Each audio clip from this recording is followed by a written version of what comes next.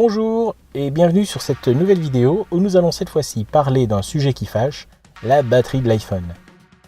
Ça vous est peut-être arrivé à 10h du matin, vous vous retrouvez avec 20% de batterie et là un message apparaît au milieu de l'écran en vous proposant de basculer dans le mode économie d'énergie.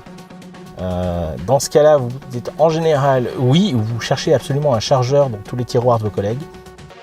Vous pouvez activer ce mode.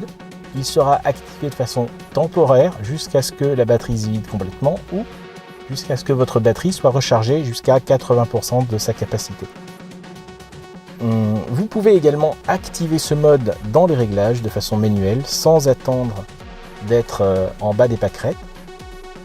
Pour la simple raison, si vous avez une journée que vous savez un peu longue, que vous savez loin d'un chargeur, ça peut être utile de dès le matin basculer en mode économie d'énergie pour éviter d'avoir un petit problème de pile en milieu de journée. Oui, en milieu de journée, j'insiste. Donc vous allez dans la partie réglage, dans la section batterie. Là, vous avez la première option pour activer le mode économie d'énergie. Ce mode va changer l'icône de la batterie et l'afficher en jaune foncé orange pour vous indiquer qu'il est en mode économie d'énergie. Sinon, l'icône est verte. Ce mode activé, il y a toute une série d'options qu'Apple ne détaille pas franchement, qui permet d'économiser le plus possible la batterie de votre téléphone, tout en gardant toutes les fonctionnalités ouvertes.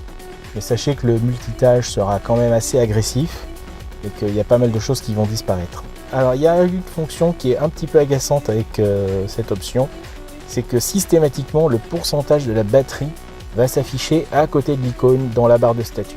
C'est un truc que je déteste parce que c'est super anxiogène. Avoir le pourcentage de batterie restante qui s'affiche en haut, moi perso, c'est un truc que je trouve super anxiogène. J'ai toujours l'impression que je me retrouve à plat de batterie. C'est un peu comme quand je dois faire le plein sur ma voiture. Dans la partie réglage de la batterie, vous avez des informations intéressantes qui peuvent être utiles si vous avez des soucis assez récurrents. Vous avez la liste des applications qui consomment de la batterie. Donc par exemple chez moi, dans les dernières 24 heures, donc sur la dernière journée écoulée, les applications qui consomment c'est Tweetbot, il semblerait que je passe beaucoup de temps sur Twitter. Overcast, il semblerait que je passe beaucoup de temps à écouter des podcasts. Et Messages, on dirait que je passe beaucoup de temps à communiquer avec les uns et les autres. Et puis je joue un peu, j'ai un peu du Safari et un petit peu d'Instagram, enfin bref. Vous avez une palanquée d'applications que j'utilise au jour le jour. Et le top 5 est assez significatif de mon activité. Sur une semaine, vous avez également les mêmes statistiques. Là, vous verrez qu'il y a un petit Pokémon Go qui apparaît au milieu et qui pourtant ne consomme que 6% de batterie. Je joue beaucoup moins. Vous pouvez, en tapotant sur la liste ou sur l'icône d'horloge, basculer sur l'affichage du temps d'exécution de chaque application. Donc vous pouvez voir la ventilation entre le temps d'exécution à l'écran et le temps d'exécution en arrière-plan. Alors cette information peut être utile si vous voulez réduire les exécutions en arrière-plan de certaines applications. Par exemple, dans mon cas, Tweetbot consommait quand même pas mal, donc j'ai supprimé l'activation en arrière-plan. C'est une option que l'on peut assez facilement désactiver. Il suffit d'aller dans la partie réglage, chercher arrière-plan.